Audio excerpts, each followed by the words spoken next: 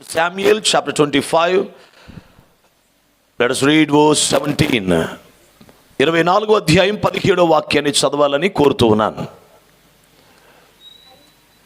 మొదటి సమూయేలు గ్రంథం 25వ అధ్యాయం 17వ వాక్యం. ఎవరైనా చదవగలిగిన వారు గట్టిగా బిగ్గరగా చక్కగా అందించండి. దావీదుతో అమ్మా క్షమించి 20 ఎన్నో అధ్యాయం చదువుతున్నారు మీరు? 25:17 చదవాలండి. అయితే నా యజమానునికి అతని ఇంటి వారందరికీ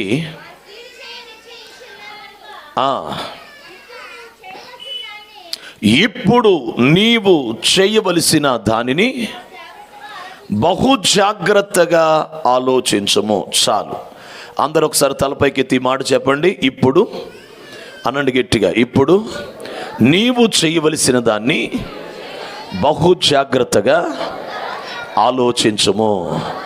దేవుని ఆత్మ మనతో మాట్లాడుచున్నందుకే చేతులెత్తి స్తోత్రం చెల్లిద్దాం. కళ్ళు మూసుకొని అందరూ స్తోత్రం స్తోత్రం స్తోత్రం అనండి. అందరూ కూడా ప్రకటించువాడా, ఒప్పించువాడా, గ్రహింపు చేయువాడా, సమ్మతి గల మనసునిచ్చువాడా, వాక్య స్వరూపి, సత్య స్వరూపి, మాట్లాడు దేవుడా నీకు స్తోత్రం. సంఘమును కట్టువాడా నీకు స్తోత్రం. రాకడకు సిద్ధపరచువాడా నీకు స్తోత్రం. 40 దినములుగా నీ సన్నిధిలో గడిపిన నీ ప్రజలు, 40 దినములు ఉపవాసము నిండిన నీ ప్రజలు, 40 దినములు మహోన్నతిని చాటున నివసించిన నీ ప్రజలు, 40 దినములు నీ సముఖములో నీ రెక్కల చాటున గడిపిన ప్రతి బిడ్డ యేసు క్రీస్తు నామములో వారి ఆత్మీయ జీవితములో నిశ్చయముగా ప్రార్థనాత్మను బహుబలముగా పొందునుగాక. ఆత్మలో ఒక మంటని మీరు అనుగ్రహించండి. Holy Spirit God, move mightily between us, O God, so that we will receive a power and glory from you, Lord. This is the time, Holy Spirit God, move between us. Do something in our hearts, O God. ఈ రాత్రి ఏదో ఒక బలమైన కార్యాన్ని, ఏదో ఒక శక్తి కలిగిన కార్యాన్ని, బలమైన కార్యాన్ని సమకూర్చబడిన విశ్వాసుల్లో, సమకూర్చబడిన దైవజనుల్లో, దేవా క్రైస్తవ సంఘములో, సమాజములో మీరు జరిగించబోతున్నందుకు స్తోత్రాలు. నేనే తగ్గిపోవాలి, మీరు హెచ్చించబడాలి. నేను మరుగైపోవాలి, మీరు ప్రత్యక్షం అవ్వాలి. నీ వాక్యమే పైకెత్తబడును గాక, నీ వాక్యమే ఘనపరచబడును గాక, నీ వాక్యమే బయలు పరచబడును గాక. యేసు రక్తాన్ని ప్రోక్షించుకుంటున్నాం, దూతల పరిచర్య కోరుకుంటున్నాం. పరిశుద్ధాత్మ మీ శైలిలో, మీ స్థాయిలో మీరు స్వేచ్ఛగా కదలాడి చేయదలిచిన కార్యమంతా నాలో మాలో జరిగించమని వినగల చెవి, చూడగల కను, గ్రహించగల మనసు ప్రతి బిడ్డకి దయచేయమని, బుద్ధి వాక్య ఆత్మ దేవునిగా మీరు మా మధ్యకు రండి, మాట్లాడండి. జ్ఞాన వాక్య దేవునిగా మీరు మా మధ్యకు వచ్చి మాట్లాడండి.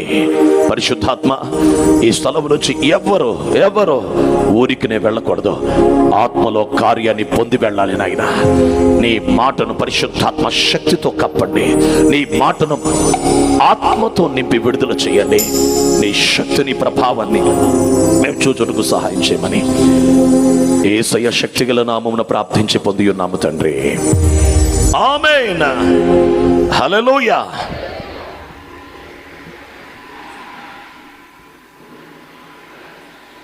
దేవుని ప్రజలారా నా వైపు చూస్తూ ఆలకించండి.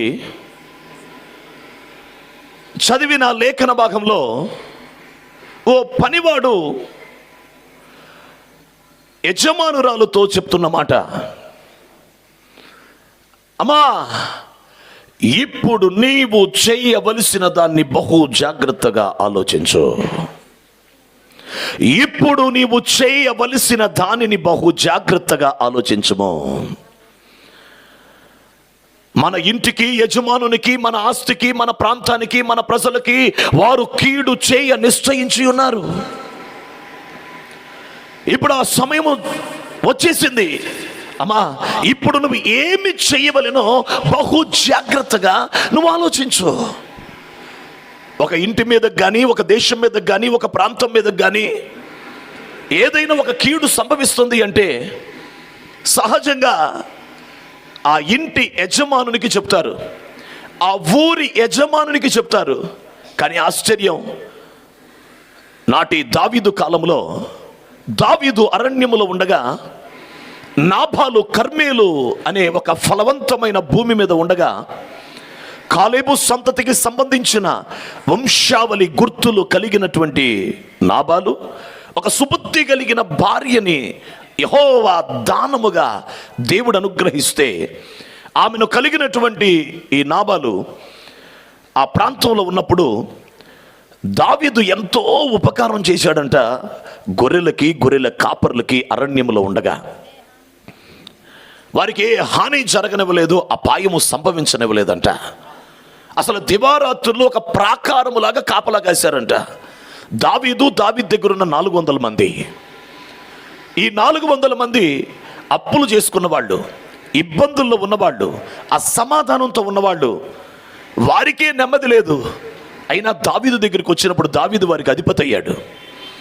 ఆ 400 మందిని దావీదు అన్నాడు, అడవిలో మనం ఊరికినే ఉన్నాం కదా, ఇదిగో ఈ నాబాలు గొర్రెల కాపరులు గొర్రెలు ఉన్నాయి, వారికి మీరు కాపలా కాయండి అని చెప్తే మారు మాట మాట్లాడకుండా నీ దగ్గరకు వస్తే మాకేమైనా నెమ్మది దొరికిద్ది, మాకేదైనా ఓ రూపాయి పాపోయి అప్పు తీరిద్ది, ఓ తులమో పొలమో మేము సంపాదించుకుంటాం అని నీ దగ్గరకు వస్తే నువ్వు వాళ్ళ కాపులాగా ఏమంటున్నావు, మాకే నెమ్మది లేదు, మాకే సమాధానం లేదు, మాకే ఇబ్బందులు ఉన్నాయి, మేము వాళ్ళకేం చేస్తాం అని మాట్లాడలేదండి ఒక్కళ్ళు కూడా. అడవిలో చేరినటువంటి 400 మంది దావీదు చెప్పినటువంటి మాటకి వారు లోబడి రాత్రి మగళ్ళు నాబాలు గొర్రెల కాపరుల్ని కాపాడారంట. అందుకు గొర్రెలను కత్తిరించి లేక గొర్రెల బొచ్చు కత్తిరించి మాంసమును, దేవునికి స్తోత్రం, హల్లెలూయా,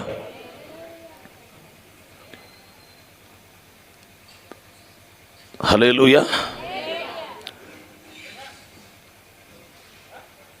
దేవునికే మహిమ కలుగును గాక. రండి దైవజనులు వచ్చి కూర్చోండి అయ్యా, దయచేసి. అన్నగారికి వందనాలు, అయ్యగారికి వందనాలు. రండి. దేవునికి స్తోత్రం, స్తోత్రం, స్తోత్రం, హల్లెలూయా.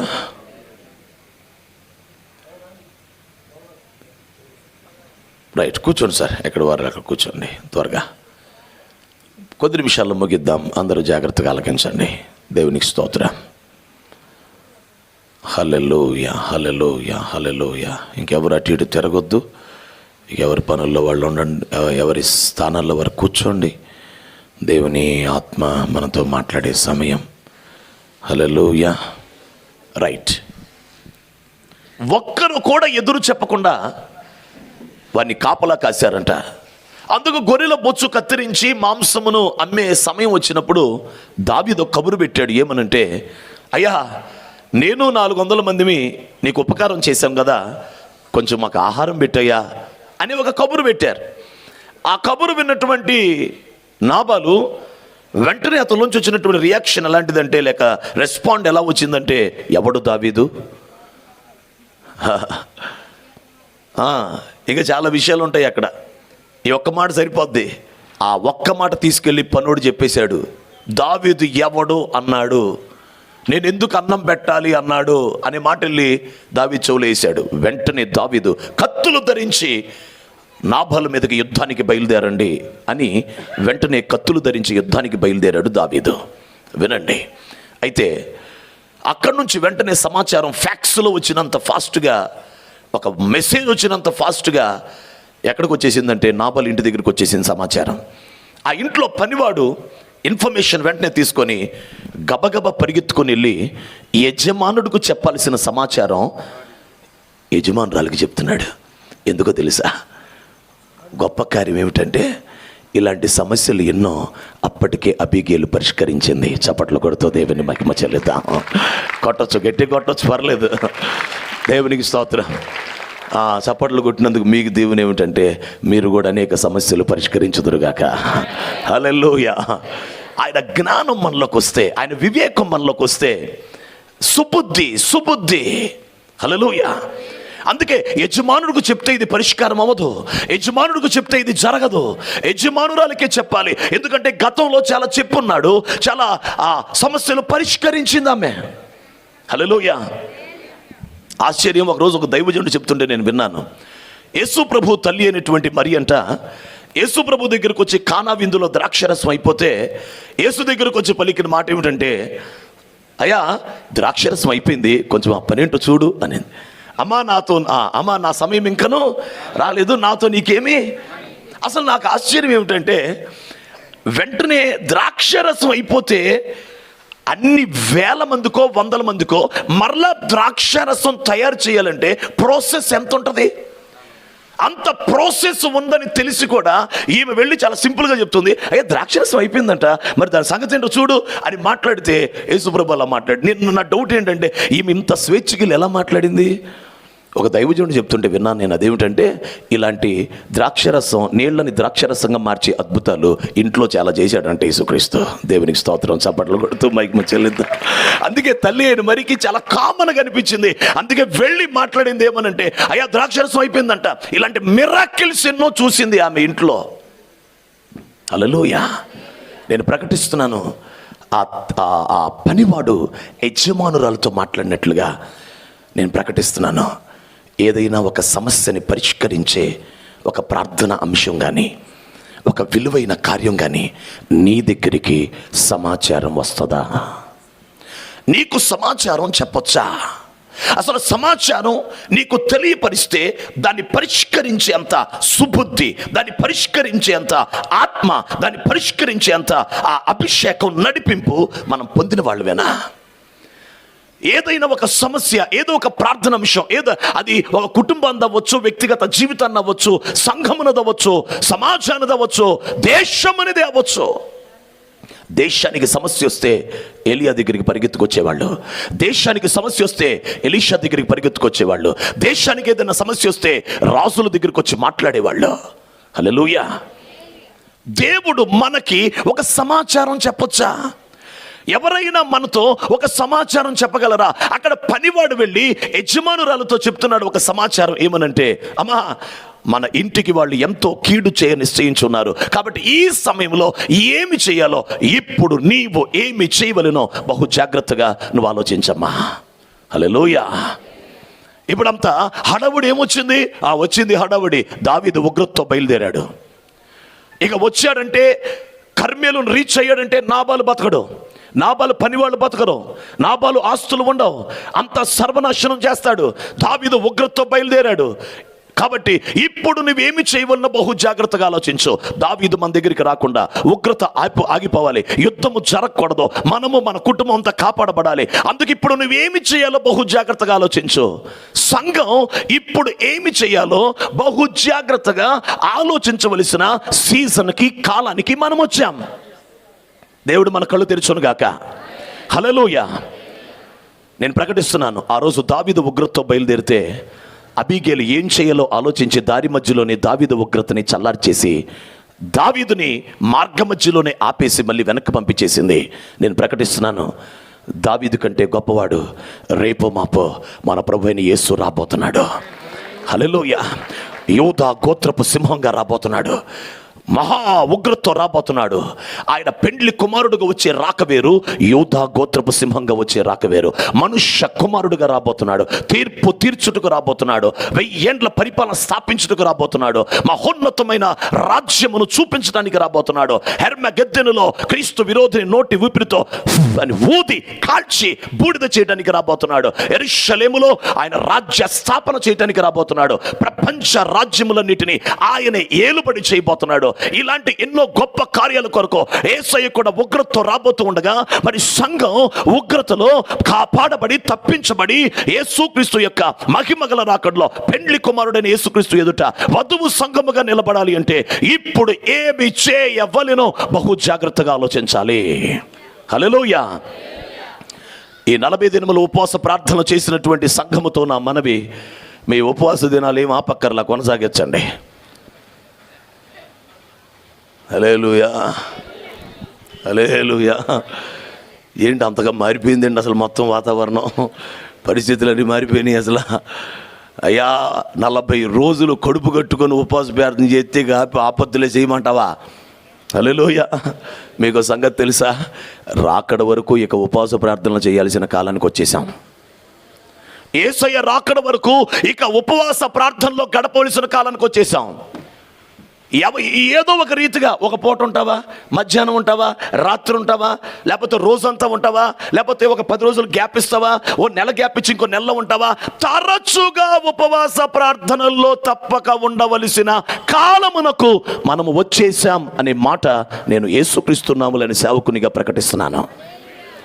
We enter a season that we have to spend our time in the presence of God with the fastings. It is needed for everybody.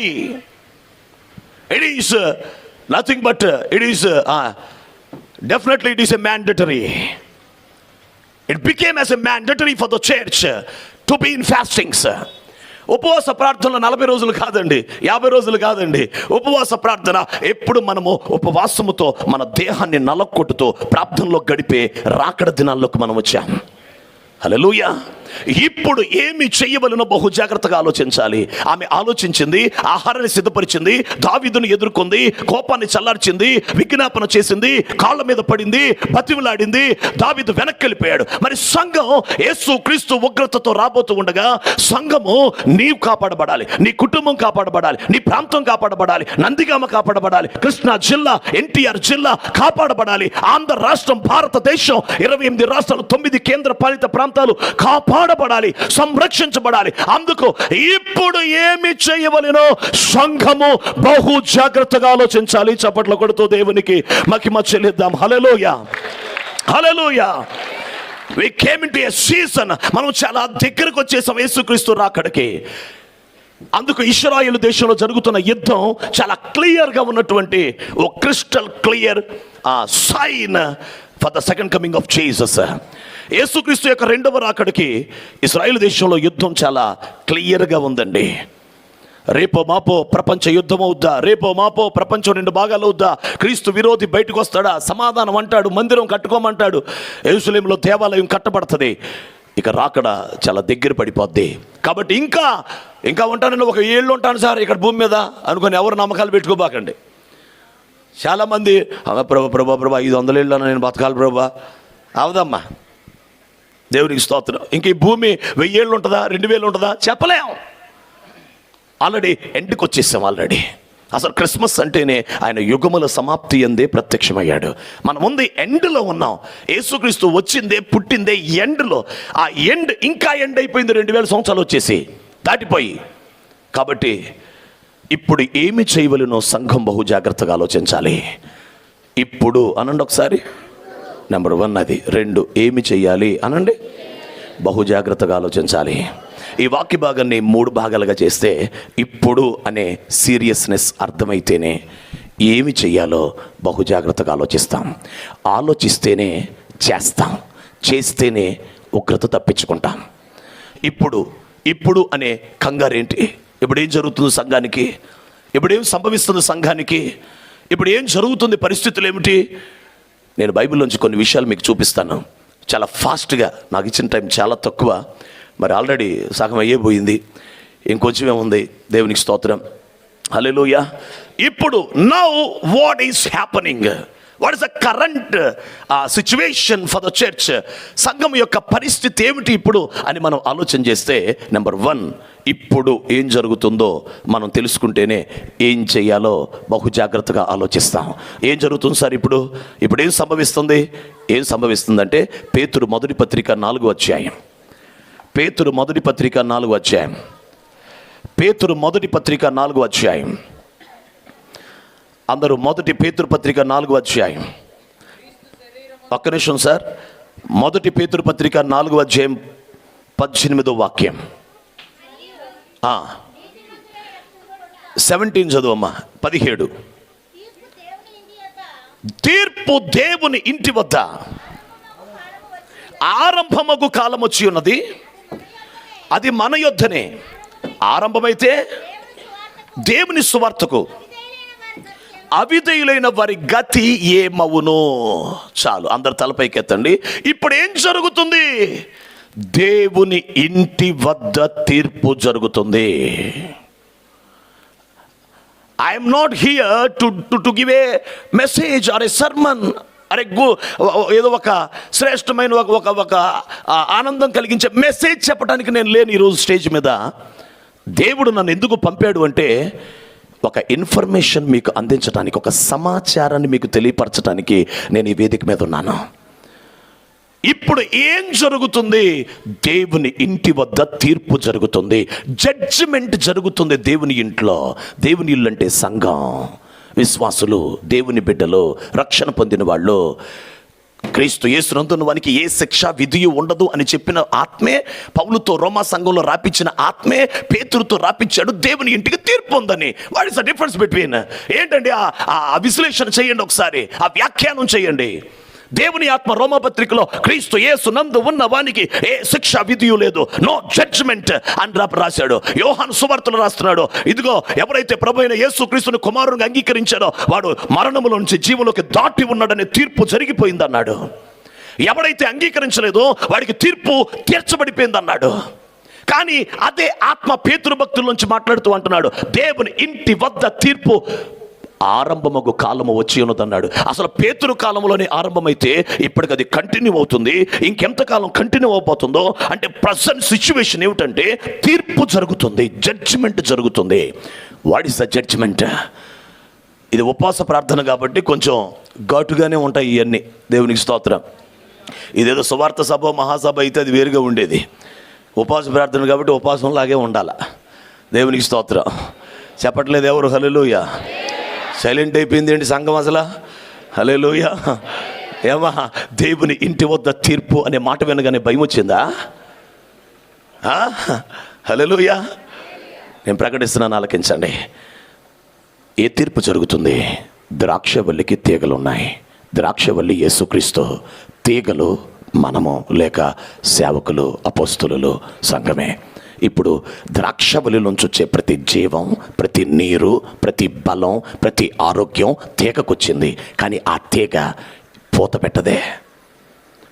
పెట్టదే, పిందె కాయదే, కాయ పండవదే, ఆ పండు వాసన రాదే, ఆ పండు యజమానుడికి సంతోషాన్ని ఇవ్వదే. ఎంతకాలం అని చూస్తాడు? పక్కన తీగ ప్రయత్నం చేస్తుంది పూత పెడదామని, కానీ దాని పైనున్న తీగ దీని బలం అది లాగేసుకుంటుంది. ఇది ఫలించదు, ఫలించేదాన్ని ఫలింపనివ్వదు. ఇది బాగుపడదు, బాగుపడేదాన్ని బాగుపడినివ్వదు. అలాగని తీగకు టైం ఇవ్వలేదా? చాలా కాలం టైం ఇచ్చాడు. ఎంతకాలం రక్షణ పొంది? 20, 30, 40, 10, 15, 20 ఎన్నో సంవత్సరాలు రక్షణ పొంది. కానీ ఆ తీగ ఏమాత్రం పుష్పించట్లేదు, అది ఫలించట్లేదు. అందుకు తీగని కత్తిరించే సీజన్ ఇక వచ్చేసింది. 15వ అధ్యాయం యోహాను సువార్త నెరవేర్చబడే, నా వైపు చూడన్నా, అక్కర్లేదు, నెరవేర్చబడే కాలం వచ్చేసింది. అమాయకంగా భక్తి చెయ్యొద్దు.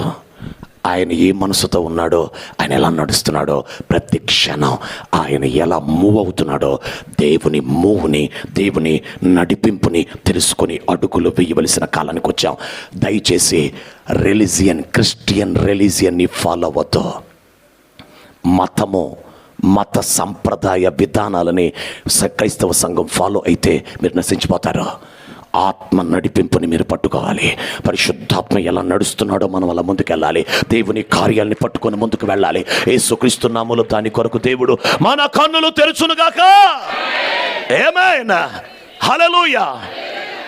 ఓ రోజు కాకినాడ నుంచి అటు కత్తిపూడి విశాఖపట్నం హైవేకి ఒక దారి ఉంటుందండి. కాకినాడ లోపల నుంచి హైవేకి ఉంటుంది దారి.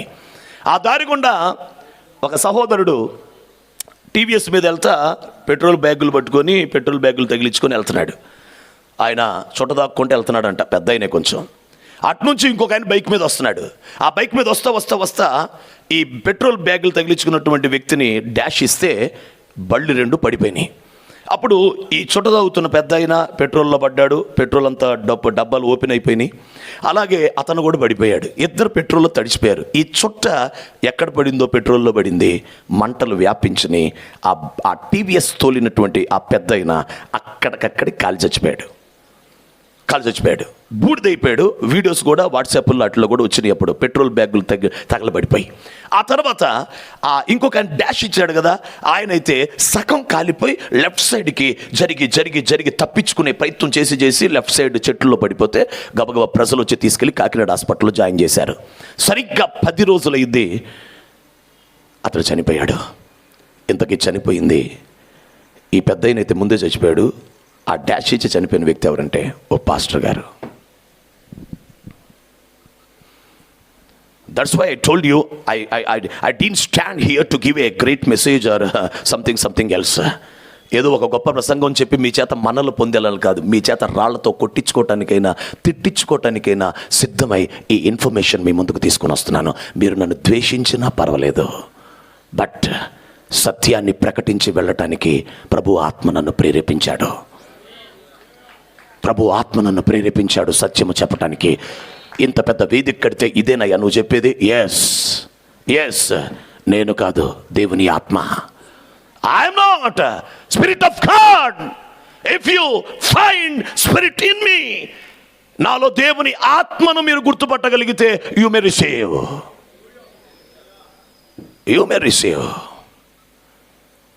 నీకు ఆ కళ్ళుంటే, నీకు ఆ చెవులుంటే, హల్లెలూయా.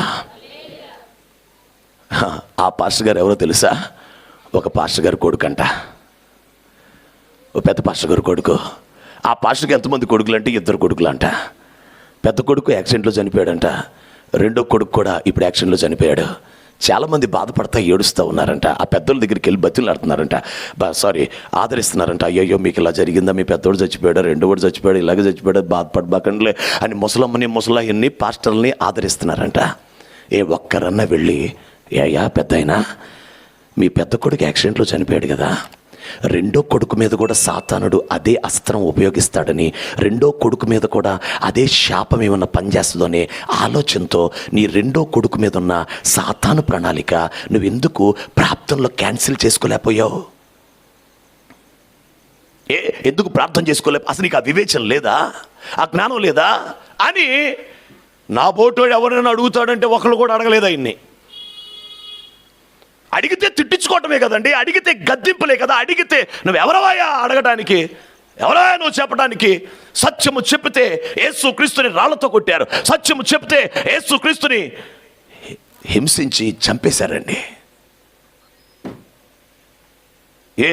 ఒక పరిస్థితి పెద్ద కుమారుడు గల జరిగినప్పుడు రెండో కుమారుడిని కాపాడుకోవటానికి, ప్రభువా సాతానుడు నా రెండో కొడుకు మీద కూడా పనిచేస్తాడేమో, అదే బలహీనత తెస్తాడేమో, అదే కార్యం చేస్తాడేమో అని ఎందుకు ప్రార్థన చేసుకోలా? తీర్పు దేవుని ఇంటి వద్ద ఆరంభమైంది. అక్కడ దగ్గరలో ఉన్న ఒక పాస్టర్ గారు నాకు చెప్పిన మాట ఏమిటంటే, అయ్యా మీరేమనుకోవద్దు, నేను ఇలా చెప్తున్నాను, మీరేమనుకోవద్దు సార్ అన్నాడు. ఏంటయ్యా చెప్పు పర్లేదంటే అంటున్నాడు, అయ్యా మీరు నన్ను ఏమనుకోరుగా అన్నారు. నేనేమనుకోలే చెప్పాయా అంటే, అయ్యా చచ్చిపోయిన పాస్టర్ గారు కొంచెం డబ్బులని కొంచెం తేడా అండి ఆ మనిషి. పాస్టర్ గారు తేడానా? ఏట సాక్ష్యం? అందుకే రాళ్ళు పెట్టుకోండి నా గురించి, ఎల్లు లోపు రాళ్ళు వేసారు నా మీదకి. ఇప్పుడు మీరు దేవునికి స్తోత్రం. పాస్టర్ గారు తేడా అన్నాడు.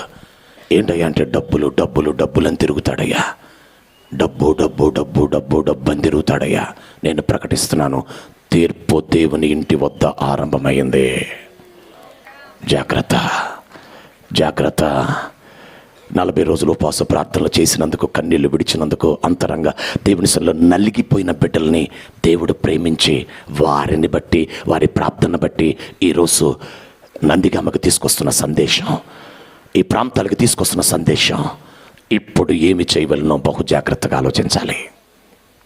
ఇప్పుడు ఏం చేయాలి? తీర్పు జరుగుతుంది. What we have to do now? నిన్ను, నీ పిల్లల్ని, నీ కుటుంబాన్ని, నీ భక్తిని, నీ సేవని, నీ కుటుంబాన్ని, నీ విశ్వాస జీవితాన్ని, how we have to protect our life. తీర్పు జడ్జ్మెంట్ కాదు అని ఒక పాస్టర్ గారిని ఇక్కడ చెప్పమనండి.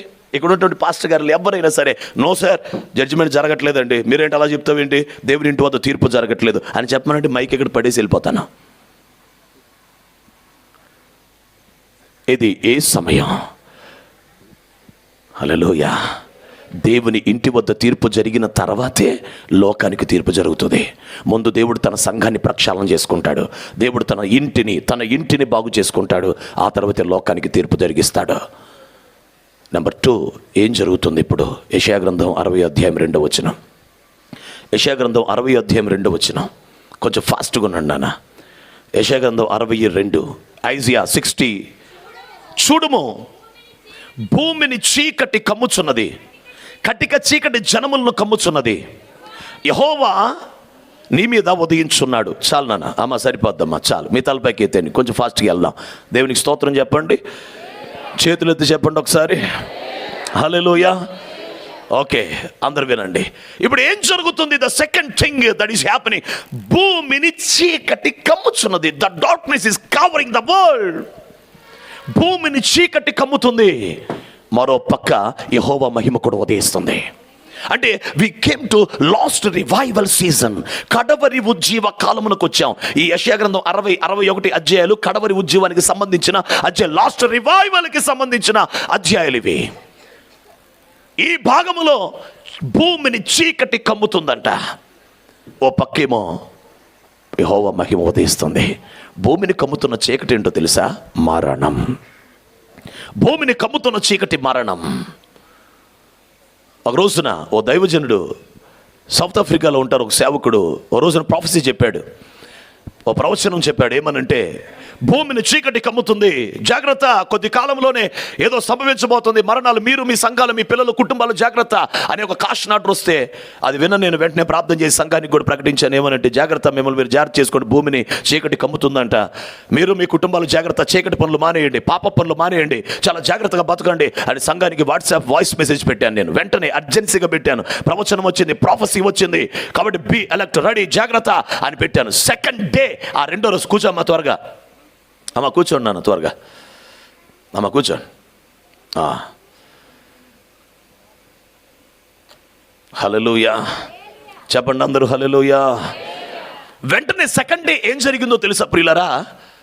సెకండ్ డే నేను ప్రార్థనలో ఉండగా ఒక ఇన్ఫర్మేషన్, ఒక వార్త నాకు ఒక సహోదరుడు చెప్పాడు. ఏమనంటే, అన్నా ఓ పెద్ద యాక్సిడెంట్ జరిగింది, మీరు విన్నారా అన్నాడు. యాక్సిడెంటా? ఏంటన్నా యాక్సిడెంట్? పెద్ద ట్రైన్ యాక్సిడెంట్ జరిగిందని అన్నాడు. ముందు రోజు నేను ఈ ప్రవచనం విన్నాను, ఆ సేవకుడు చెప్పటం.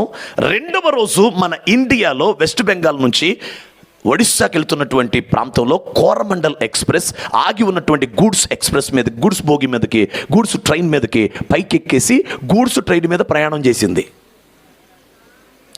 అసలు ఇంజిన్ పైకి లేసిద్దండి, ఇంజిన్ పైకి లేసి గూడ్స్ మీదకి ఎక్కి, నాకు ఇప్పుడు 41 సంవత్సరాలు నిండిపోయి 42 ఇయర్ జరుగుతుందండి, 42వ సంవత్సరం నాకు జరుగుతుంది వయసు. మా నాన్నగారు చిన్నప్పటి నుంచి రైల్వే డిపార్ట్మెంట్, మేము రైల్వే ట్రైన్స్లో పాస్ ఉంటుంది, మాకు ఫ్రీగా తిరిగేవాళ్ళం. రాజమండ్రి అని, అటని ఇటని వెళ్ళేవాళ్ళం, మేము రైల్వే వాళ్ళం అనమాట. బాగా మాకు ట్రైన్ల గురించి బాగా తెలుసు. మేము ఉన్న ఏరియా కూడా విజయవాడలో ట్రైన్లు పక్కనే, రైల్వే స్టేషన్ పక్కనే మాది, పెజోనపేట మా ప్రాంతం, కాబట్టి స్టేషన్ పక్కనే మాది, మాకు రైలు గురించి తెలుసు. నేను పుట్టిన ఈ 40 సంవత్సరాల్లో ఎప్పుడు చూడలేదు ఇంత భయంకరమైన యాక్సిడెంట్.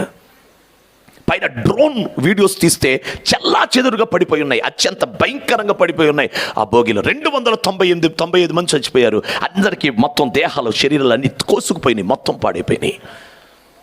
రైల్వే మినిస్టర్ వచ్చేసాడు, అందరూ వచ్చేసారు. ఎలా ఎలా ఎలా సిగ్నల్ ప్రాబ్లం, సిగ్నల్ చూస్తే బాగానే ఉంది. రైల్వే డిపార్ట్మెంట్కి ఉన్నటువంటి ఒక అతిశయించే సంగతి ఏంటో తెలుసా? Signal department.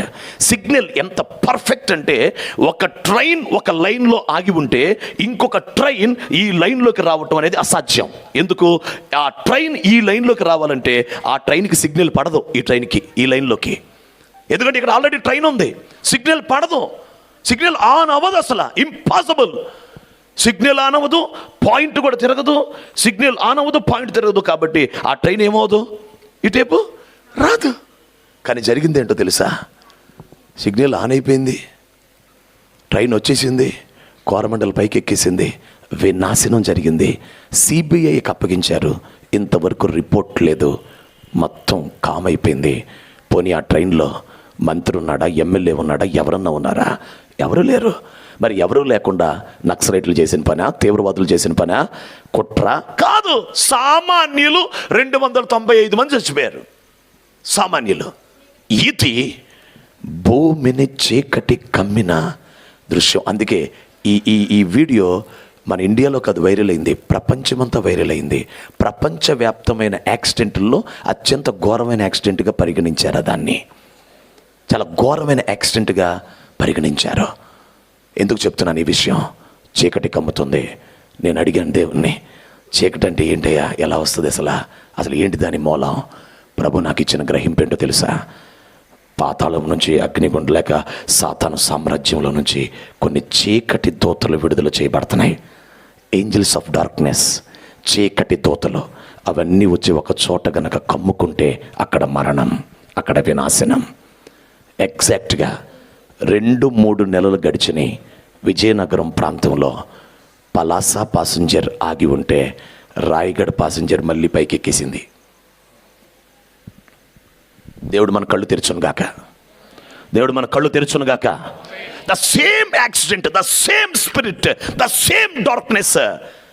పోనీ ఆ యాక్సిడెంట్ ఏమైనా వేరే యాంగిల్లో జరిగిందా? లేదు, ఎగ్జాక్ట్. అసలు బ్లూ ప్రింట్ ఎవడో రాసిపెట్టి ప్లానింగ్ చేసినట్లుగా కోరమండల్ ఎక్స్ప్రెస్ గూడ్స్ మీదకి ఎక్కేసినట్టు పలాస పాసింజర్ మీదకి రాయగఢ్ ప్యాసింజర్ ఎక్కేసింది. Exact, no doubt. అందులో అసలు ఏమాత్రం తేడా లేదండి. అసలు ఎట్లాగా ఒకే ప్రీ ప్లాన్డ్ ఎలా జరుగుతుందండి? భూమిని చీకటి కమ్ముతుంది.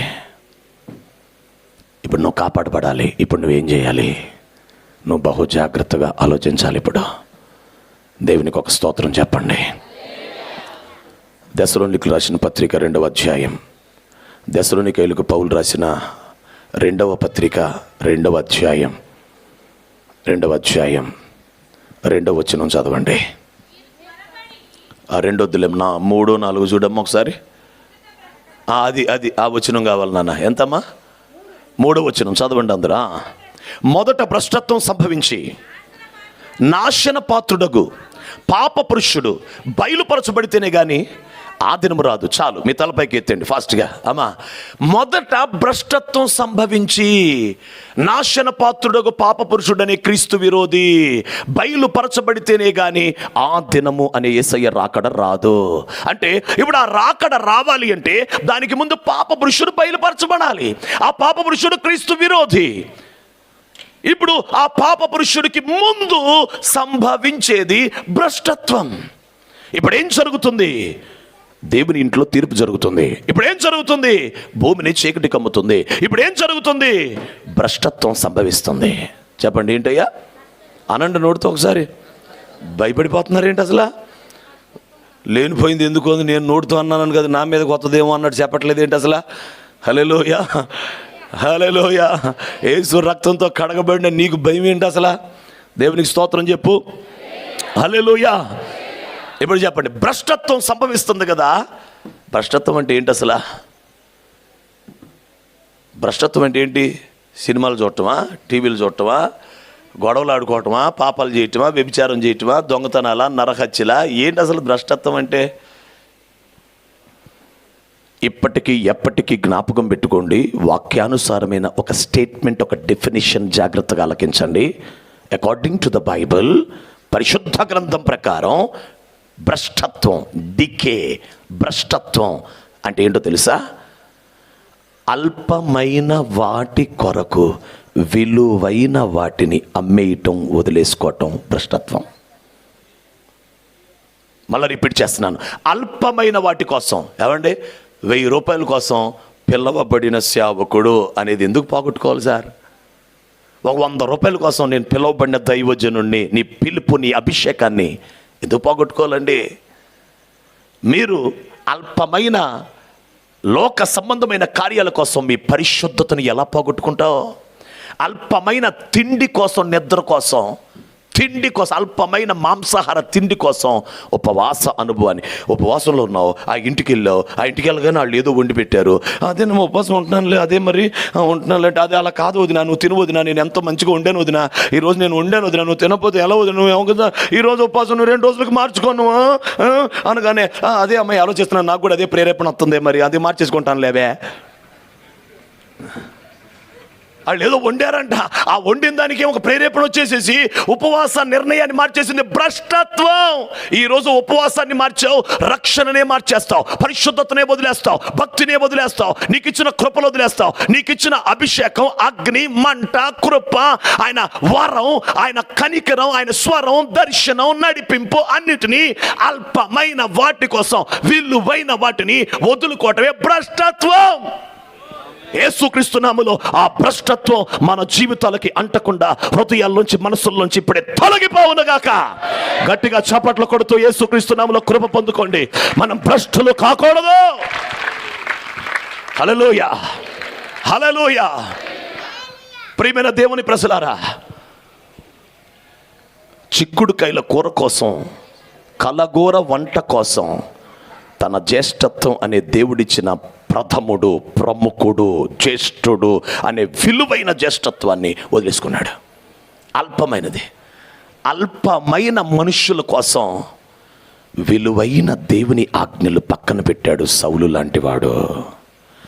అల్పమైన మనుష్యుల్ని సంతోషపెట్టడానికి విలువైన దేవుని ఆజ్ఞలు పక్కన పెట్టాడు సౌలు. అందుకే దేవుడు సౌలుని పక్కన పెట్టాడు. మీరు ఆలకిస్తే, ఇది సత్యమని నమ్మితే ఇప్పుడు ఏం జరుగుతుంది? భ్రష్టత్వం సంభవిస్తుంది. మీరు విలువైన వాటిని వదలబాకండి. మీ రక్షణ విలువైంది, మీ పరిశుద్ధత విలువైంది, మీ ప్రార్థనా జీవితం విలువైంది, మీ ఉపవాస అనుభవం విలువైంది, మీ సమర్పణ విలువైంది, మీ ప్రతిష్టత విలువైంది. యవన పిల్లలు ఎవరన్నా ఉంటే మీ కన్యత్వం విలువైంది, మీ పవిత్రత విలువైంది. నాన్న తమ్ముళ్ళు ఎవరన్నా ఉంటే మీ క్యారెక్టర్ విలువైంది, మీ సాక్ష్యం విలువైనది, మీ పేరు విలువైనది. విలువైన దానికోసం, విలువైనది అల్పమైన వాటి కోసం వదిలొద్దు, అసలు విడిచిపెట్టద్దు. ఇప్పుడు భ్రష్టత్వం జరుగుతుంది. మీరు చెప్పండి, నక్షత్రాల లాంటి సేవకులు భూమి మీద పడిపోలేదండి. నక్షత్రాల వలె వెలిగిన సేవకులు. ఆయన అపాయింట్మెంట్ ఇస్తేనే అమెరికన్ ప్రెసిడెంట్ వచ్చి కూర్చునేవాడండి. ఆయన అపాయింట్మెంట్ కోసం ఎదురు చూస్తూ ఉండేవాళ్ళు. ఆయన ఎవరో మనకు తెలుసు కదా. కానీ ఈ రోజున ఆంధ్రప్రదేశ్లో ఆయన ఒక జోకర్గా ఎందుకు చూస్తున్నారు? నేను పేరు చెప్పలా, ఏమో ఒకవేళ ఆయన కోసం ప్రార్థన చేస్తే దేవుడు దర్శిస్తాడేమో, కార్యం చేస్తాడేమో. అసలు ఆయన కోసం అడ్డుపడేవాళ్ళు లేరు సార్. ఆయన కోసం ఉపవాస ప్రార్థన చేసేవాళ్ళు ఎవరండి? అందరు జోకులు వేసుకొని ఆయన గురించి మాట్లాడుకునేవాళ్ళు తప్ప ఎవరున్నారండి? అంత మాటల రాయుళ్ళు ఎక్కువైపోయారు కానీ శాతలోళ్ళు ఎవరు లేరు. అంత మాటల బ్యాచ్ ఎక్కువ.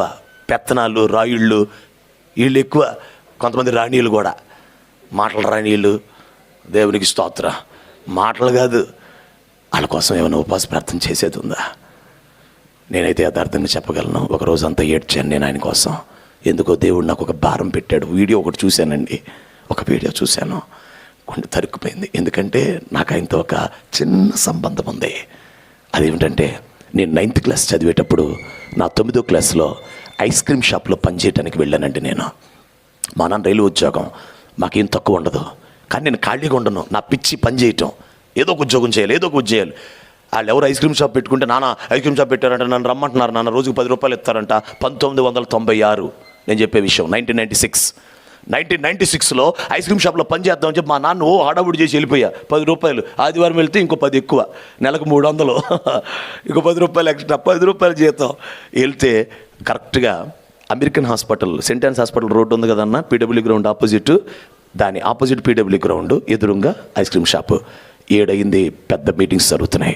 నేను అడిగాను, సార్ నేను వెళ్తాను సార్, మీటింగ్కి వెళ్తాను సార్, ప్లీజ్ సార్, ఒక గంట పర్మిషన్ ఇవ్వండి సార్. అడిగితే, అడుగుదా ఇప్పుడే మనకు మంచి వ్యాపారం, నువ్వు ఇప్పుడు వెళ్తానంటావు ఏంటి అని అంటే, సార్ లేదు సార్, ప్లీజ్ సార్ అని చెప్పి బయలుదేరి నేను ఆ గ్రౌండ్లోకి వెళ్తే, ఆ గ్రౌండ్లో అడుగు పెట్టానండి. లక్షల మంది కనపడ్డారు ఒక్కసారిగా. నాకు ఒక రకంగా అయిపోయిందండి. అమ్మో ఎంతమంది అని చూస్తే దైవజనుడు నిలబడి ఒక పాట పాడుతున్నాడండి. అప్పుడు నేను ఒక దర్శనాన్ని చూశాను అక్కడ. అది ఇప్పటికీ నా కళ్ళలో మెదులుతూ ఉంటుంది. ఆయన ఏం పాడుతున్నాడు తెలుసా? నది వాలే యేసు రక్తము సిలువలో నుండి ప్రవహించే, నది వాలే యేసు రక్తము సిలువలో నుండి ప్రవహించే, పాపము కడిగే మలినము తోడిచే నీ ప్రశస్త రక్తము, యేసు చావుందే సిలువలో నీ కొరకే నా కొరకే ఇంత గొప్ప శ్రమ నోర్చెను, నీ కొరకే నా కొరకే నది వాలే యేసు రక్తము సిలువలో నుండి ప్రవహించే, నది వాలే యేసు రక్తము సిలువలో నుండి ప్రవహించే. హల్లెలూయా. ఈ పాట ఆయన పాడుతూ ఉండగా నేను అక్కడ నిలబడ్డాను. 9వ క్లాస్ చదువుతున్నాను. 9వ క్లాస్ పూర్తయి 10th క్లాస్లోకి వెళ్తాను నేను. 1996 నేను ఆ గ్రౌండ్లో నిలబడి ఉండగా ప్రజలందరి తలల మీద, లక్షలాది తలల మీద నేను చూస్తూ ఉంటే యేసు రక్తం ప్రవహించడం మొదలుపెట్టింది. అక్కడ అందరి మీద యేసు రక్తం ప్రవహించడం మొదలుపెట్టింది. యేసు రక్తం కనపడిపోతుంది నాకు. ఇక ఏడ్చేస్తున్నాను నేను, ప్రభా యేసు రక్తం, యేసు రక్తం, యేసు రక్తం. ఆయన పాడుతున్నాడు, యేసు రక్తం కనపడుతుందండి నాకు. ఎర్రటి రక్తం తలల మీద ప్రవహించుకుంటూ వెళ్ళిపోతుంది ఒక నదిలాగా. సెకండ్లో చూసి అలా చూసేసరికి అంత మళ్ళీ మామూలు అయిపోయింది. మామూలు అయిపోతే ఇక ఏడవటం మొదలుపెట్టాను.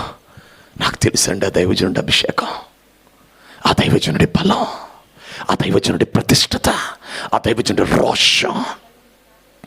కానీ అల్పమైన వాటి కోసం,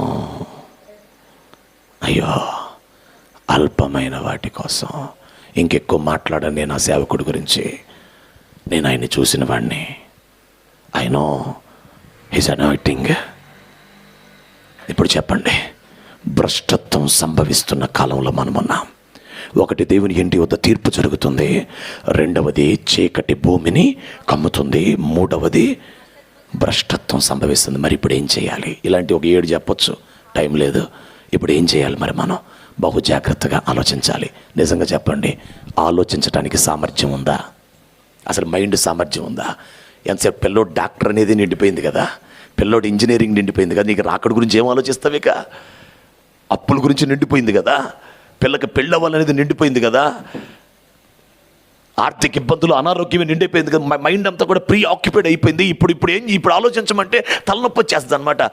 అమ్మ యేసుప్రభు రాకడుతుందా, అదేనయ్యా రాకడుతుందా, కొంచెం ఆలోచిద్ది, తర్వాత ఆలోచిస్తాను, తలనొప్పి వచ్చేస్తుందయ్యా. ఎవరైనా వచ్చి మాట్లాడుతున్నారు అనుకో, వాళ్ళు ఏదో చెప్పేస్తుంటే ముందు తలనొప్పి చేస్తే అదేనక్క అక్క నాకు పని ఉంది కానీ మళ్ళీ వస్తానే అని వెళ్ళిపోతుంది. ఎందుకు? ఆమె మాటలు తీసుకునే అంత స్పేస్, మెమరీ ఇక్కడ లేదు. ఆల్రెడీ ప్రీ ఆక్యుపైడ్, నిండిపోయి ఉంది, మెంటలు వచ్చేస్తుంది. చాలామంది ప్రసంగాలు అందరూ మన వాళ్ళందరూ వినేస్తున్నారని, మనం చెప్పేస్తుంటే బాగా వింటున్నారని మనం అనుకుంటున్నాం.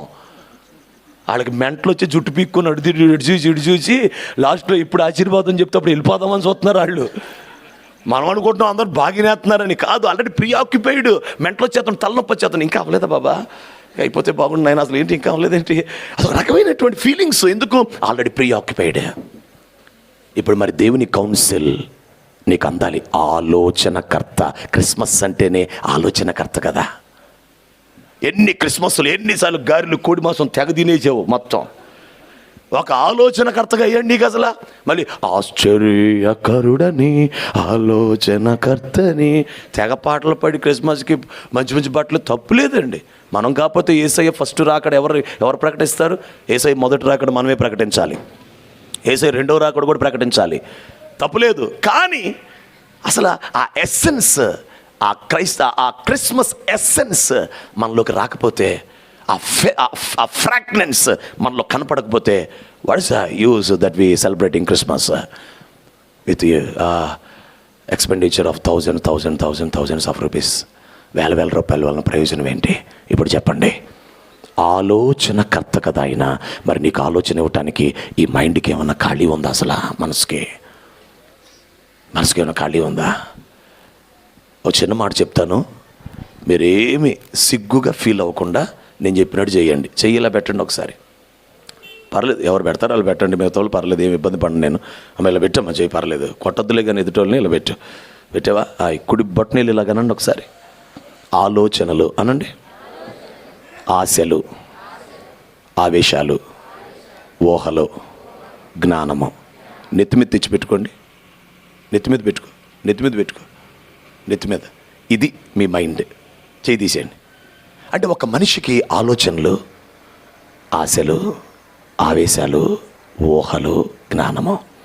ఒక మనిషికి thoughts, desires, imaginations, intellect and emotions are filled in mind. వాస్తవానికి ఈ 5 బ్లాక్స్, ఈ 5 ఫ్యాకల్టీస్ ఎవరు ఉపయోగించుకోవాలంటే దేవుడు ఉపయోగించుకోవాలి. అన్ఫార్చునేట్లీ చాలా దుఃఖకరం, సాతానుడు ఆల్రెడీ క్యాప్చర్ చేశాడు. ఆలోచనలన్నీ ఆడియే, ఊహలన్నీ ఆడియే, ఆవేశాలన్నీ ఆడియే, జ్ఞానమంతా ఆడితే, ప్రతి తెలివంతా ఆడి మొత్తం బ్లాక్ చేస్తాడు మైండ్ అంతా. ఇప్పుడు దేవుని కౌన్సిల్ వద్దు రావాలి అంటే బైబిల్ చదివితే 2 అధ్యాయాలకి తలనొప్పి వస్తుంది. 10 అధ్యాయాలు చదివి అంటే మెంటలు వచ్చేసి ఇంకో 10 రోజులు చదవవు బైబిల్. ఎందుకు? ఆల్రెడీ మైండ్ పాడైపోయింది. అర్జెంటుగా మీ మైండ్లో మీరు ఏం చేయబడాలంటే, మీ మనస్సు మారి నూతన మగుట వలన రూపాంతరం పొందాలి. మీ మనస్సు మారి నూతన renew of your mind, రెన్యూవింగ్ of your mind. Mind ఈ దినాల్లో రెన్యూ అయితేనే మైండ్ ఈ కౌన్సిల్ ఏమైనా మనలోకి దేవుడు తీసుకుని వస్తాడు. ఆ కౌన్సిల్ ఎప్పుడైతే మనలోకి వస్తుందో అప్పుడు యాక్టివేషన్, ఆ యాక్షన్ చేయటం మొదలు పెడతాం. అసలు మైండ్లో ఉన్నదాన్ని బట్టే కదా. మైండ్లో పాపం, కామకత్వం ఉంటే అక్కడ కూర్చొని ఉంటుంది, కానీ ఇట్టి చూస్తూ ఉంటుంది. ఎందుకు? ఇదంతా కామం, జాగ్రత్తం. అందుకే ఎంత వయసులో ఉన్నోళ్ళనే, ఎంత ముసలి అట్లాంటి వాళ్ళు ఎవరైనా ఉంటే ఇప్పుడే మారు మనసు కలుగునుగాక. హల్లెలూయా. నీ మైండ్ ఫ్రీ అవ్వాలి. ద్వేషం ఉందనుకోండి, అసూయ ఉందనుకోండి, అటు ద్వేషంగానే అసూయగాను, అదే యాక్టివ్, అదే పని చేస్తుంది, అదే రిఫ్లెక్ట్, అదే మేనిఫెస్ట్ అవుద్ది. నీ మైండ్ ఏదో అదే మేనిఫెస్ట్ అవుద్ది. ఈ మైండ్ని బట్టి బాడీ యాక్టివేషన్ అవుద్ది. మైండ్ బాగుంటే బాడీ చక్కగా ఉంటుంది. ఇప్పుడు చెప్పండి, మీ మనసులు ఖాళీ అవ్వటానికి మీరు ప్రార్థన చేసుకోవాలి. మీ ఆలోచనలనే దుర్గాలు, స్ట్రాంగ్ టవర్స్ పడగొట్టబడాలి. మీ ఊహలు క్లీన్ అవ్వాలి. మీ ఆలోచన, మీ ఆశలు క్లీన్ అవ్వాలి. మీ ఆవేశాలు క్లీన్ అవ్వాలి. హల్లెలూయా. మీ ఇంటలెక్ట్, జ్ఞానం, దేవుని జ్ఞానంతో నింపడాలి. అందుకే పౌలు భక్తుడు అంటాడు, మీ మనస్సుల మీద, మీ హృదయముల మీద ధర్మ విధులు నేను రాస్తాను అంటాడు. చప్పట్లో కొడుతూ దేవుని వాక్యం అనే ధర్మ విధులు వచ్చేసేయాలి సార్. హృదయం మీదకి, మనసు మీద రాయబడాలండి. హల్లెలూయా. అందుకు నువ్వు టైం కేటాయించాలి. దేవుని పాదాల దగ్గరికి వెళ్ళాలి, దేవుని సన్నిధిలో గడపాలి, ఆయన పాదాలు పట్టుకోవాలి, ఆయన కాళ్ళు పట్టుకోవాలి. నువ్వు వాక్యాన్ని ధ్యానించాలి, వాక్యంతో నింపబడాలి, వాక్యం అంతా ఫిల్ అయిపోవాలి. నిర్గమాకాండం మొదలు పెడితే అయిపోయేదాకా 50 అధ్యాయాలు అయ్యేదాకా లెక్కకూడదు. ఒక్కొక్క పుస్తకం తీసుకున్నామంటే ఆ పుస్తకాన్ని మొత్తం తిరగేసాలి. ఎఫెసీ పత్రిక అంటే ఎఫెసీ పత్రిక చదివేయాలి, ఫిలిప్పీ పత్రిక తీస్తే ఫిలిప్పీ పత్రిక. అంతేగాని హడావుడి బైబిల్ చదివి ఏదో ఆయన కన్నీళ్ళు దుడిచేసేసి ఈరోజు చదివేసాను, లేకపోతే నన్ను చంపేస్తాడు బాబాయ్ బైబిల్ చదవకపోతే నాయన, అమ్మ ఈరోజు ప్రార్థన చేసుకోకపోతే ప్రభా నీకు వందల అని ఆమేన్ అని చెప్పేసి వెళ్ళిపోతే దేవుడికి ఏం చేసి వెళ్తున్నాం మనం? హల్లెలూయా. మైండ్ రెన్యూ అవ్వాలి, అప్పుడే ఆలోచనలు వస్తాయి. చివరి రిఫరెన్స్ చూడండి, జెఫన్యా గ్రంథం తీయండి. ఐ థింక్ 700 చిల్లరలో ఉంటుంది అక్కడ. జెఫన్యా గ్రంథం 774. వెరీ గుడ్ అమ్మా. జెఫన్యా గ్రంథం 2వ అధ్యాయం మొదటి నుంచి. జెఫన్యా గ్రంథం 2వ అధ్యాయం మొదటి నుంచి నేను క్లోజ్ చేస్తున్నాను. జెఫన్యా గ్రంథం 2వ అధ్యాయం మొదటి నుంచి. సిగ్గుమాలిన జిన్లారా కూడిరండి. దేవుడు వారికి ఒక కౌన్సిలింగ్ చేస్తున్నాడు, వారికి ఆలోచన ఇస్తున్నాడు. దేవుడు ఏం చెయ్యాలో ఆలోచన ఇస్తున్నాడు. దేవుడు సిగ్గుమాలిన జిన్లారా కూడిరండి, పొట్టు గాలికి ఎగురునట్లు సమయము గతించుచున్నది. చాలమ్మా, ఒకసారి తలపైకి ఎత్తండి అందరూ. నెంబర్ 1 అమ్మ, first council of God.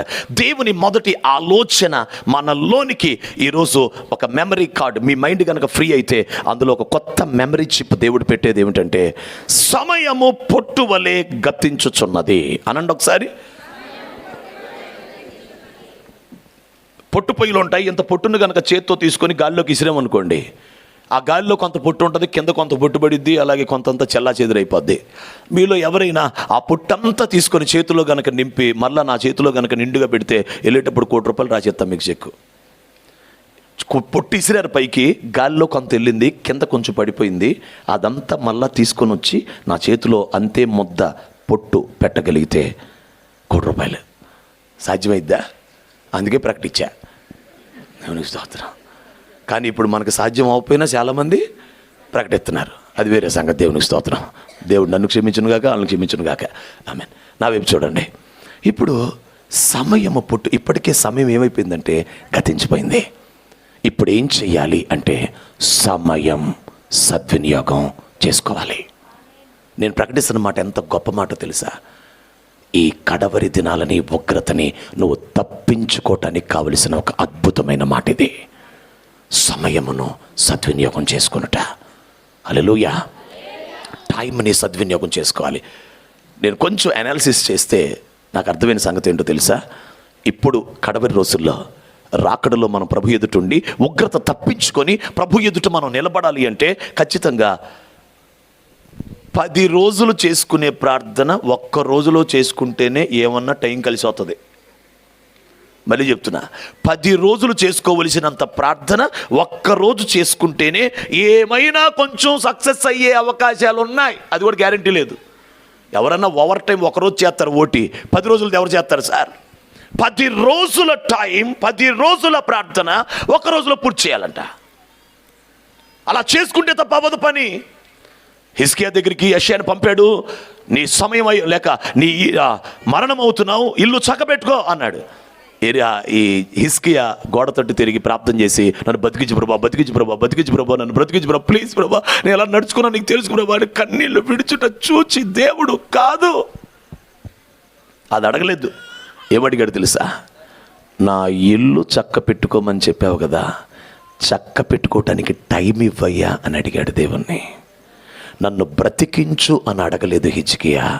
Time ఇవ్వమంటే 15 ఏళ్ళు టైం ఇచ్చాడు. అంతేగాని నువ్వు బ్రతుకుదువు అనలేదు. 15 ఏళ్ళే బ్రతుకుతావు, దీర్ఘాయుష్ కాదు, 15 ఏళ్ళే బ్రతుకుతావు. అంటే ఈ 15 ఏళ్ళు దేనికి? ఇల్లు చక్క పెట్టుకోవటానికి. తాను, తన కుటుంబం, తన రాజ్యం, తన పిల్లలు చక్కబెట్టుకో టైం. నేను ప్రకటిస్తున్నాను. ఆ మాట చెప్పగానే ఏమైందో తెలుసా? కిందకి దిగిపోయినటువంటి ఆ గడియారం మళ్ళీ కొంచెం పైకి లేచిందంట. ఆమేన్.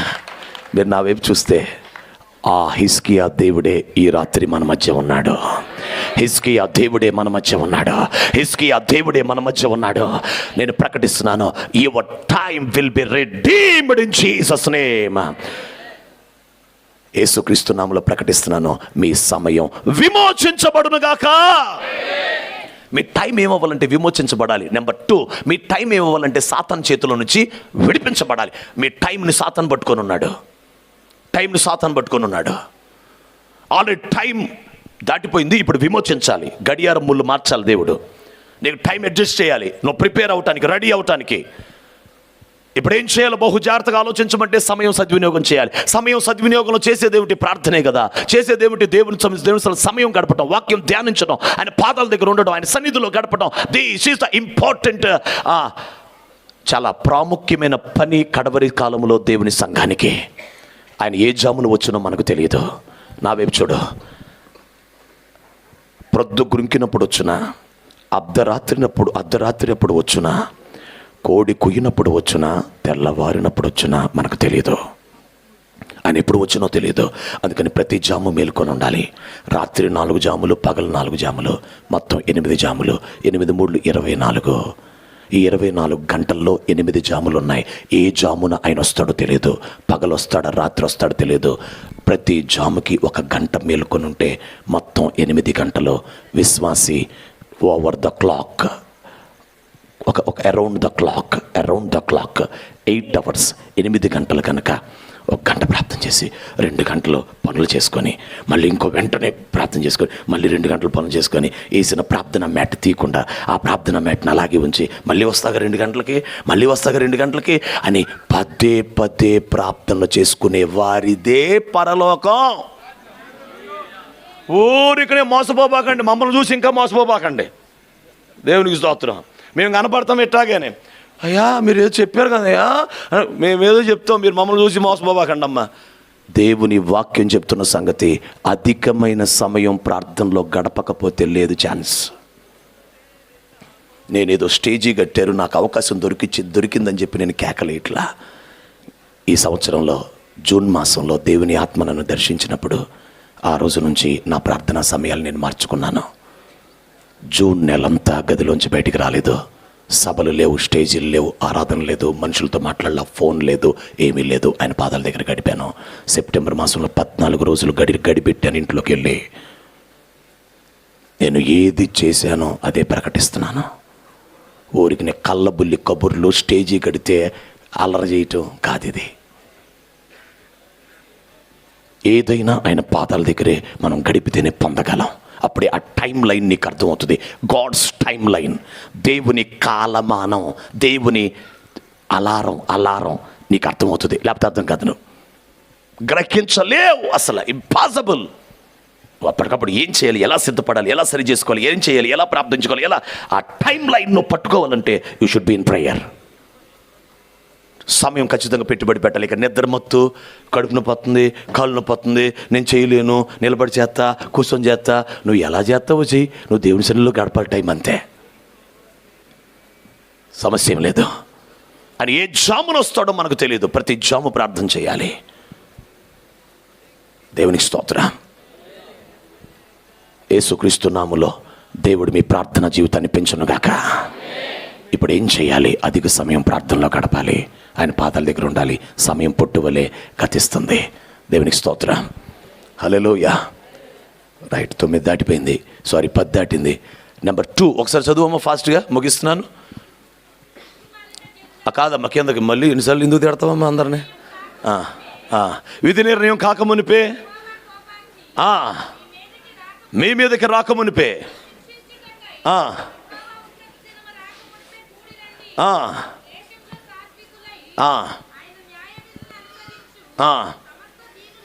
అక్కడ ఆగమ్మా.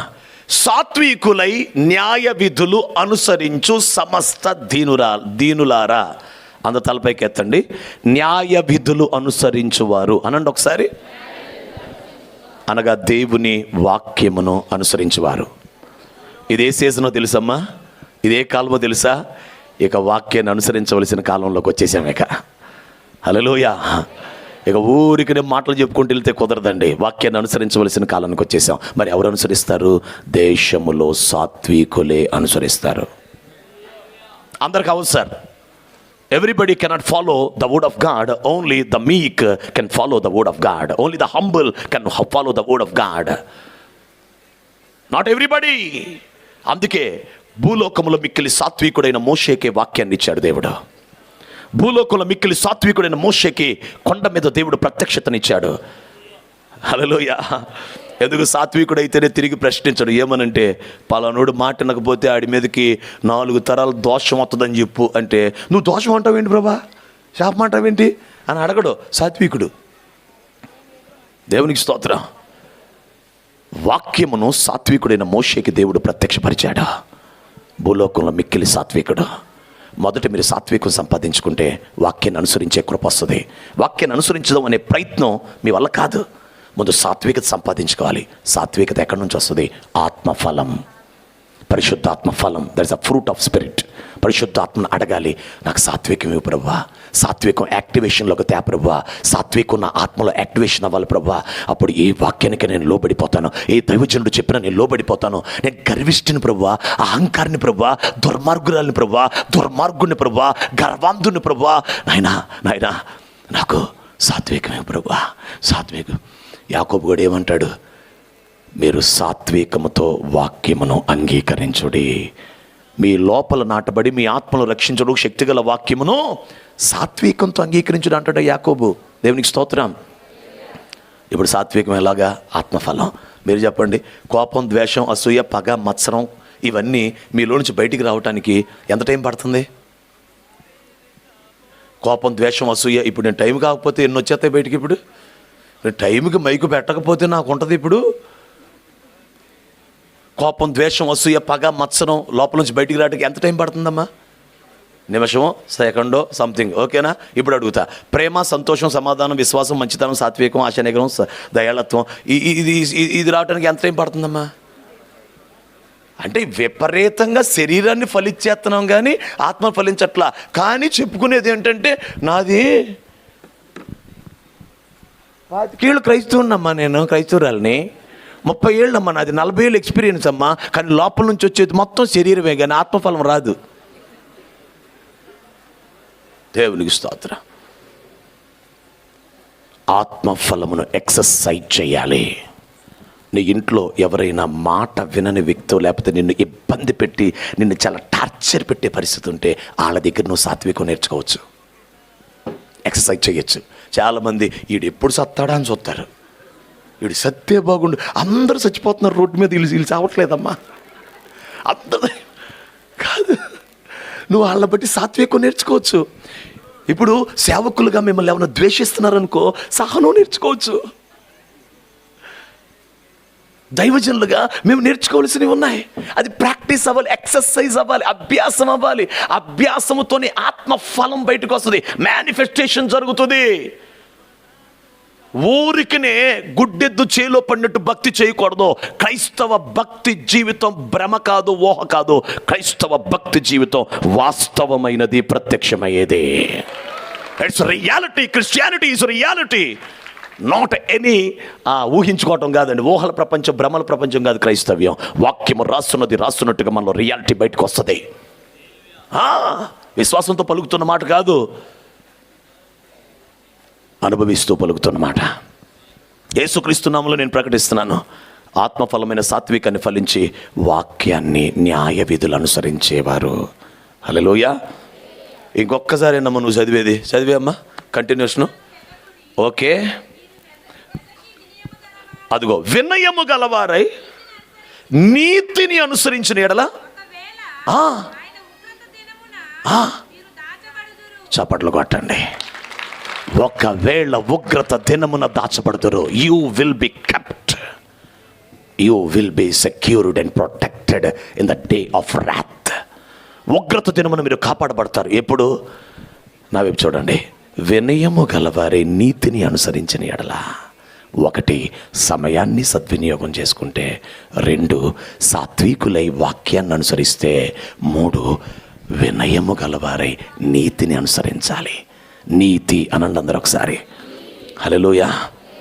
విశ్వాసము ద్వారా నీతిమంతులమయ్యాం. ఇప్పుడు నీతి అనుసరించుట, కొనసాగించుట విశ్వాసానికి విధేయత తోడైతే నీతి అది కొనసాగిపోతూ ఉంటుంది. నీతిని అనుసరిస్తాం. దేవునికి స్తోత్రం. మీరు చెప్పండి, అనేక మందిలో విశ్వాసం ఉందా, విధేయత ఉందా? మాట్లాడలేదు ఎవరు. ఎక్కువ మందిలో కనపడేది ఏంటి? తక్కువ మందిలో కనపడేది ఏంటి? అందుకే విశ్వాసము ప్లస్ విధేయత equal to NITI. NITI NITI faith ద్వారా నీతి వస్తుంది. ఆ నీతి కంటిన్యూ అవ్వాలంటే ఒబీడియన్స్, విశ్వాసము విధేయత ద్వారానే నీతి కంటిన్యూ అవుతుంది. ఇశ్రాయేలు పస్కాల నుంచి బయటకు వచ్చారు, రక్తం నుంచి బయటకు వచ్చారు, ఎర్ర సముద్రం నుంచి బయటకు వచ్చారు, మేఘం కింద ఉన్నారు. కానీ విధేయత లేకపోవటం వల్ల వాగ్దాన దేశంలో ప్రవేశించలేకపోయారు. మనకి విధేయత కలగాలి, విధేయత నేర్చుకోవాలి. శ్రమల ద్వారా యేసయ్య విధేయత నేర్చుకున్నాడు. ప్రతి ఉదయమున ఆయనకి వినుబుద్ధి పుట్టించాడు తండ్రి. ప్రతి దినమున వినుబుద్ధి కోసం ప్రార్థన చేసుకోవాలి, వినుబుద్ధి కొరకు మొరపెట్టుకోవాలి. హల్లెలూయా. విధేయతని శ్రమల ద్వారా నేర్చుకోవాలి.